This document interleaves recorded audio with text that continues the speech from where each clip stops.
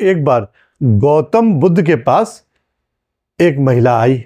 महिला बहुत परेशान थी, रो रही थी क्योंकि उसने अपने बेटे को खो दिया था। उसके बेटे की मृत्यु हो गई थी।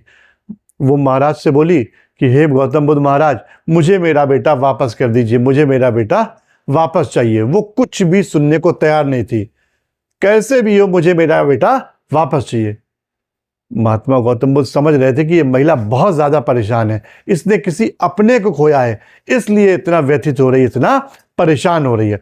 इसलिए उसने उसको सीधे मना नहीं करा कि मैं तुम्हारा बेटा वापस नहीं करूंगा, नहीं कर सकता, बल्कि उससे कहा कि ठीक है, आप ऐसा करिए, इस नगर में जाइए और एक सरसों का बीज लेकर आइए, लेकिन बीज उस घर से लाइएगा जिस घर में आज तक किसी की मृत्यु ना हुई हो। वो महिला नगर में भ्रमण करने लगी, एक घर से दूसरे घर से तीसरे घर, घरों घर घूमने लगी, लेकिन उसे कोई घर नहीं मिला जिनके यहाँ किसी की मृत्यु ना हुई हो।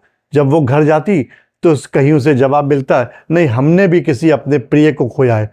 दूसरे घर गई तो वहां भी जवाब मिला, मेरे प्रिय की मृत्यु हो चुकी है। पर कोई भी घर ऐसा नहीं मिला नगर में जहां कोई ना कोई कभी मृत्यु ना हुई हो। धीरे धीरे उस मां को समझ आने लगा, उसके आंसू रुक गए और वो वापस महात्मा बुद्ध के पास चली गई।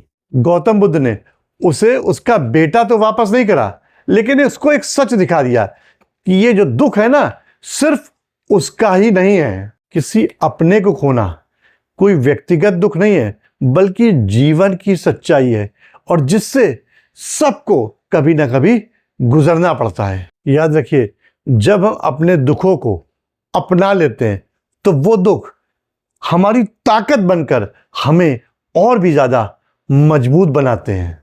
लेकिन जब हम उनसे भागते हैं, जबरदस्ती उन दुखों से लड़ने की कोशिश करते हैं, तो वही दुख हमें अंदर तक तोड़कर हमारी कमजोरी बन जाते हैं।